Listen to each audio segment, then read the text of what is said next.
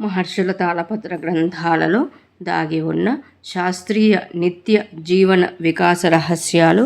తాళపత్ర నిధి డే 152.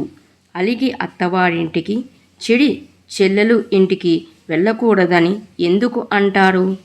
పూర్వకాలంలో కొడుకుని సరైన దారిలో పెట్టలేకపోతే సంవత్సరం పాటు అత్తగారింటికి పంపేవారట. అంటే శిక్షతో సమానం.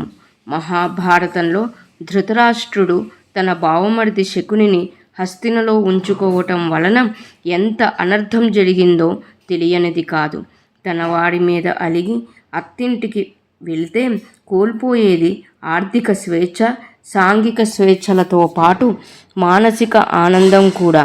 అలాగే చెడి చెల్లెలు ఇంటికి వెళ్ళకూడదు. ఎందుకంటే ఆడపిల్ల పుట్టింటి నుంచి ప్రేమ, వాత్సల్యము, ధనము ఆశిస్తుంది.